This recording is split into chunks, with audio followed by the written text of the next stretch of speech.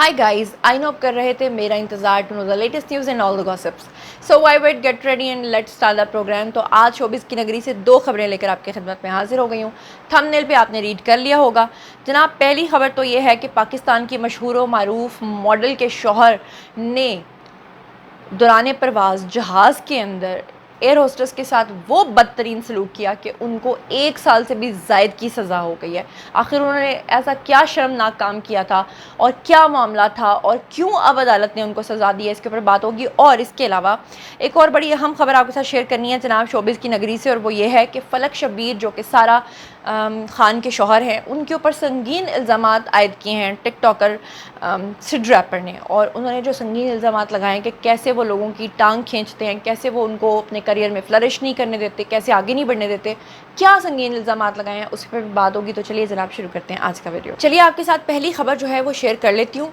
और आपको बता दूँ कि बरतानिया में जो साबिक मॉडल हैं जी अबीर इफ्तिखार, उनके जो शौहर हैं उनको 15 माह की कैद हुई है. और वो भी इसलिए कि उन्होंने एयर होस्टेस के साथ जो है वो नारवा सलूक किया था. एयर होस्टेस के साथ उन्होंने क्या किया जिसकी वजह से उनको 15 माह यानी 1 साल से भी ज़ायद की सज़ा हुई है. पूरी कहानी, पूरा मामला आपके सामने रख देती हूँ.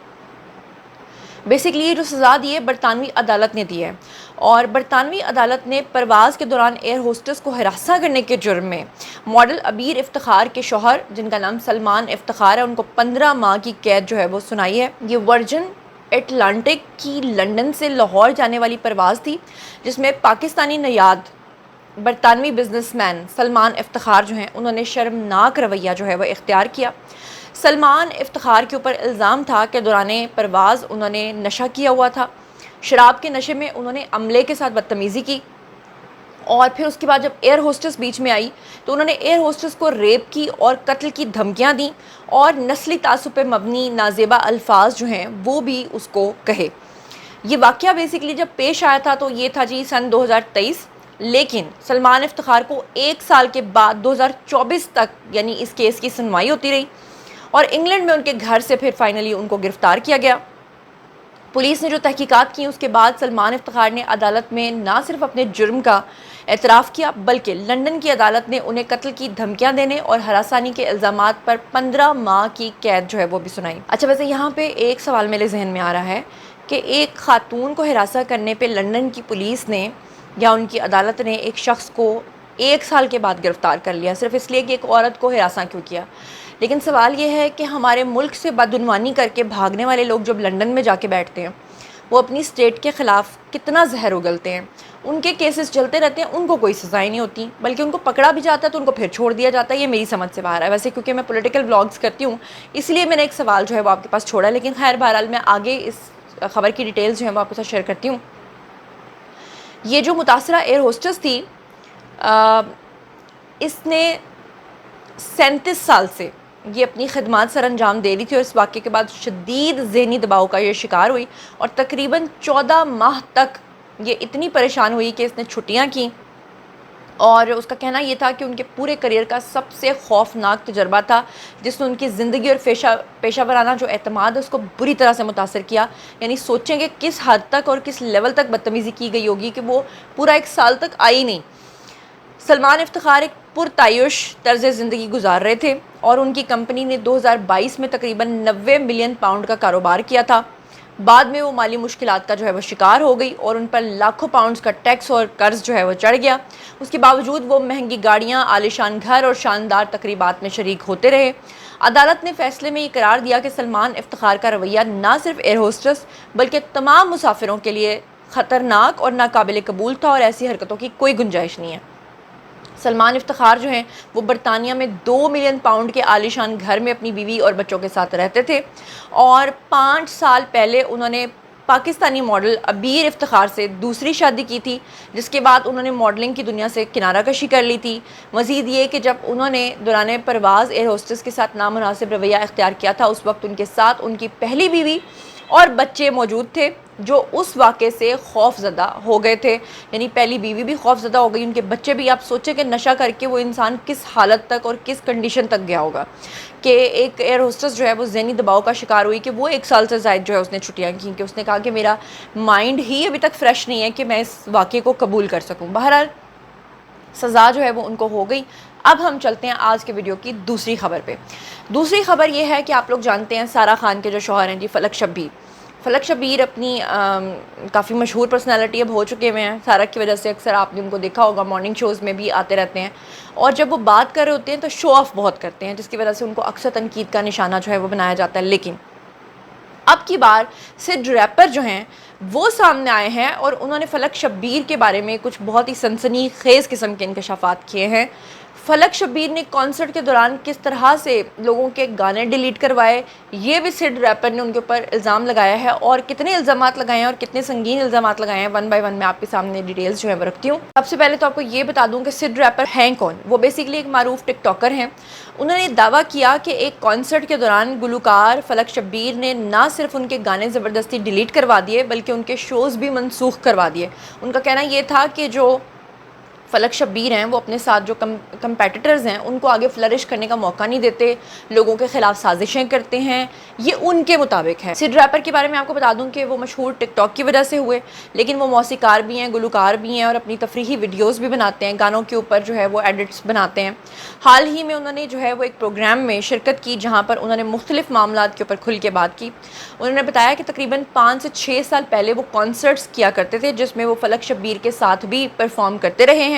ان کا کہنا تھا کہ زیادہ تر گانے جو ہیں وہ پارٹی تھیم کے اوپر ہوتے تھے جن پر شائقین جھومتے تھے، لیکن فلک شبیر کے مینیجر جو تھے ڈی جے میک، انہوں نے ایسے گانے پرفارم کرنے سے ان کو روک دیا تھا، صرف اس لیے کہ ان سے یہ برداشت نہیں ہوتا تھا کہ کوئی سنگر جو ہے وہ ان سے زیادہ نام کما لے، یا انہوں نے یہ بھی ایک الزام لگایا تھا کہ سٹیج کے اوپر زیادہ دیر کسی کو نہیں دی جاتی تھی تاکہ کہیں ایسا نہ ہو جائے کہ اس کو زیادہ لائم لائٹ مل جائے۔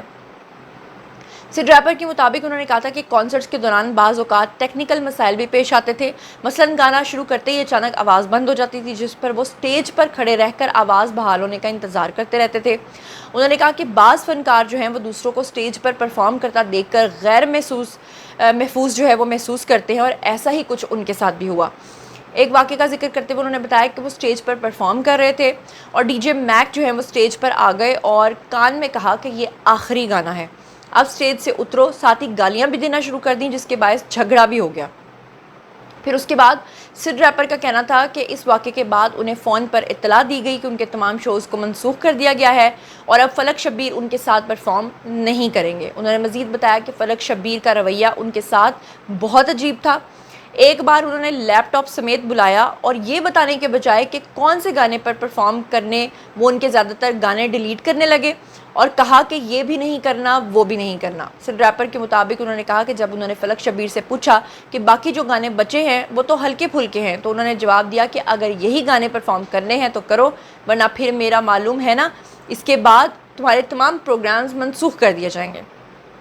انہوں نے یہ بھی بتایا کہ اس وقت وہ جد و جہد کر رہے تھے، سٹرگل کر رہے تھے، گھر والوں کو بھی صورتحال کا علم نہیں تھا کیونکہ وہ سب ان سے چھپ کر رہے تھے، اس لیے ان کو بتانے کا بھی کوئی فائدہ نہیں تھا، اور انہیں یقین ہے کہ ان کے اس انکشاف کے بعد کئی لوگ اپنے تجربات جو ہیں وہ شیئر کریں گے جو ان کے ساتھ ان کے پیش آئے ہیں۔ تو ویسے میں آپ کو ایک بات بتاؤں، اب لوگ اس کے پازیٹیو کامنٹس کریں، نیگیٹو کامنٹس کریں، لیکن میں نے بہت بڑے بڑے سینئر ایکٹرز کے ساتھ کام کیا ہے۔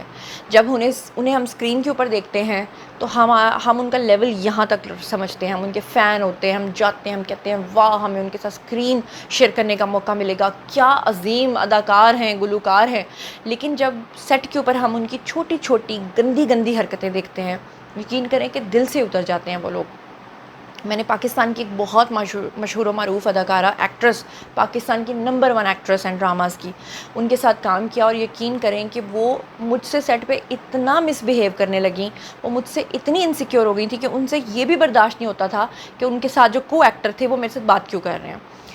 اور مجھے تو یہاں تک بھی یاد ہے کہ ایک دفعہ شوٹنگ کے دوران اس ایکٹریس کا ایک ویڈیو لیک ہوا تھا، اور وہ ویڈیو اس طرح سے لیک ہوا تھا کہ ہم لوگ شوٹ کر رہے تھے ایک یونیورسٹی کے اندر، تو یونیورسٹی کے لڑکوں نے کیا کیا کہ جو دروازہ تھا اس کے اندر جو ہول ہوتا ہے اس کے اندر سے ان کا ایک ویڈیو بنایا تھا، وہ سوشل میڈیا پہ وائرل ہوا تھا۔ وہ کوئی ایسا ویسا ویڈیو نہیں تھا، مطلب وہ اس طرح کا ویڈیو تھا کہ یونیورسٹی کے اسٹوڈنٹس نے ان پہ یہ الزام لگایا تھا کہ جی ہماری پڑھائی متاثر ہو رہی ہے کیونکہ ہماری یونیورسٹی کے اندر شوٹنگ ہوتی رہتی ہے سارا وقت، اور یہ بات سچ بھی تھی۔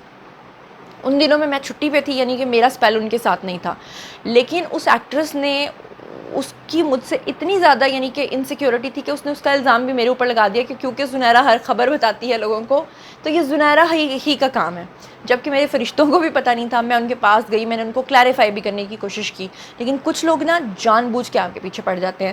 اب اگر اس ایکٹریس کا نام میں بتاؤں تو بہت سارے لوگ نیگیٹو کامنٹ کر کے کہیں گے نہیں جی وہ تو بڑی عظیم ہے، وہ تو بڑی کمال ایکٹریس ہے، وہ کیسے ایسا کر سکتی ہے. لیکن ایسا ہوتا ہے کہ بعض دفعہ آپ کمپیریزن کرنا شروع کر دیتے ہیں کہ وہ تو چھوٹا ہے، وہ اس نے ایسے الزام لگا دیا مشہور ہونے کے لیے، لیکن بعض دفعہ یہ چیزیں سچ بھی ہوتی ہیں، لیکن بعض دفعہ یہ جھوٹ بھی ہوتی ہیں، یہ پبلسٹی اسٹنٹ بھی ہو سکتا ہے. آپ کو کیا لگتا ہے؟ جو بھی آپ سوچتے سمجھتے ہیں کامنٹ سیکشن میں آئیے، شیئر کیجیے، پرسنلی جواب دوں گی. مزید خبریں، بلاگز، انٹرویوز اور سیاسی تجزیے جاننے کے لیے اور میرے ساتھ کنیکٹڈ رہنے کے لیے چینل کو سبسکرائب کر لیجیے گا. اپنا بہت خیال رکھیے گا. اللہ نے کے بعد.